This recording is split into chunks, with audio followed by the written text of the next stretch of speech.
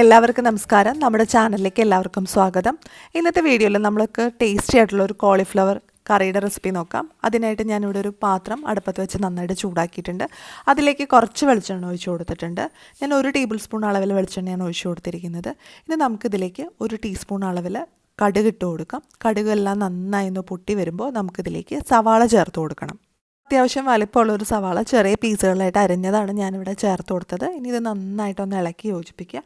ഇനി ഇതിലേക്ക് നമുക്ക് ഒരു 2-3 തണ്ട് കറിവേപ്പിലയും കൂടെ ചേർത്ത് കൊടുക്കുക. ഇനി നമുക്കിതിലേക്ക് ചേർത്ത് കൊടുക്കേണ്ടത് മഞ്ഞൾപ്പൊടിയാണ്. അപ്പോൾ ഒരു 1/4 ടീസ്പൂൺ അളവിൽ മഞ്ഞൾപ്പൊടി ഇതിലേക്ക് ഇട്ട് കൊടുത്തിട്ടുണ്ട്. ഇനി ഇത് നന്നായിട്ടൊന്ന് മിക്സ് ചെയ്യുക. അപ്പോൾ ആ മഞ്ഞൾപ്പൊടിയുടെ ആ ഒരു പച്ചമണമൊക്കെ മാറുന്നത് വരെ നമുക്ക് നന്നായിട്ടൊന്ന് വഴറ്റിയെടുക്കണം. അതിനുശേഷം നമുക്കിതിലേക്ക് കോളിഫ്ലവർ ഇട്ട് കൊടുക്കാം. അപ്പോൾ ഞാനൊരു വലിയ കോളിഫ്ലവർ റെഡിയാക്കി വെച്ചിട്ടുണ്ട്. അത് ഇതിലേക്ക് ഇട്ട് കൊടുക്കുകയാണ്. അതിന് മുമ്പ് ഞാൻ കുറച്ച് ഉപ്പും കൂടെ ചേർത്ത് കൊടുത്തിട്ടുണ്ട്. അപ്പോൾ ഉപ്പും കൂടെ ചേർത്ത ശേഷം കോളിഫ്ലവർ ഇട്ട് കൊടുത്തിട്ടുണ്ട്. ഇനി ഇത് നന്നായിട്ടൊന്ന് വഴറ്റിയെടുക്കാം.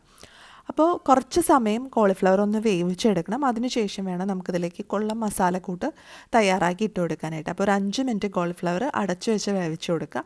അപ്പോൾ ഓൾറെഡി ഇത് ഒരു 10 മിനിറ്റ് നേരം തിളച്ച വെള്ളത്തിലിട്ട് റെഡിയാക്കി എടുത്ത കോളിഫ്ലവറാണ്. അപ്പോൾ ഒരുപാട് നേരം നമ്മൾ വേവിക്കേണ്ട ആവശ്യമില്ല. അപ്പം ഞാനൊരു 5 മിനിറ്റ് ഇത് അടച്ച് വേവിച്ച് വെക്കുകയാണ്. ആ സമയം കൊണ്ട് നമുക്കിതിലേക്ക് ചേർക്കാനുള്ള മസാലക്കൂട്ട് തയ്യാറാക്കാം. അതിനായിട്ട് ഞാനിവിടെ ഒരു മിക്സിയുടെ ജാറിലേക്ക് 3 ടേബിൾ സ്പൂൺ അളവിൽ തേങ്ങ ഇട്ട് കൊടുത്തിട്ടുണ്ട്. ഇനി നമുക്കിതിലേക്ക് ഒരു 1/4 ടീസ്പൂൺ അളവിൽ ചെറിയ ജീരകം ചേർത്ത് കൊടുക്കാം.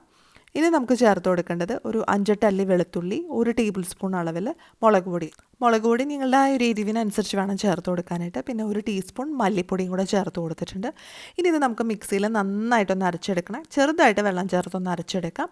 അപ്പോൾ ഇതാ 5 മിനിറ്റൊക്കെ കഴിഞ്ഞ് നമ്മുടെ കോളിഫ്ലവറൊക്കെ അത്യാവശ്യം വെന്തിട്ടുണ്ട്. ഇനി ഈ സമയത്ത് നമുക്കിതിലേക്ക് നമ്മൾ നേരത്തെ തയ്യാറാക്കി വെച്ചിരിക്കുന്ന ആ അരപ്പ് ചേർത്ത് കൊടുക്കാം. അരപ്പ് ചേർത്ത് നന്നായിട്ട് ഇതൊന്ന് മിക്സ് ചെയ്തെടുക്കണം. അപ്പോൾ അരപ്പിൽ ആ വെള്ളമൊക്കെ ചേർന്ന് നമ്മുടെ കോളിഫ്ലവറൊക്കെ നന്നായിട്ട് ഡ്രൈ ആയി വരണം. അപ്പോൾ ഈ ഒരു പരുവാവുന്നത് വരെ ഇതൊന്ന് ഇളക്കി റെഡിയാക്കി എടുക്കുക. അപ്പോൾ ഇത്രയേ ഉള്ളൂ. വളരെ സിമ്പിളായിട്ട് പെട്ടെന്ന് തയ്യാറാക്കി എടുക്കാൻ പറ്റുന്ന ഒരു റെസിപ്പിയാണ്. അപ്പോൾ എല്ലാവരും ഒന്ന് ട്രൈ ചെയ്ത് നോക്കുക. കോളിഫ്ലവർ കൊണ്ട് നമ്മളെപ്പോഴും കറിയോ അല്ലെങ്കിൽ കോളിഫ്ലവർ 65 അങ്ങനെ പല ഐറ്റംസ് എല്ലാം ഉണ്ടാക്കാറുള്ളത്.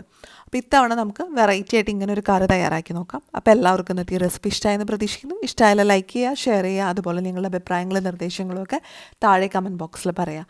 ഇനി അടുത്ത ദിവസം നമുക്ക് പുതിയൊരു വീഡിയോ ആയിട്ട് വീണ്ടും കാണാം.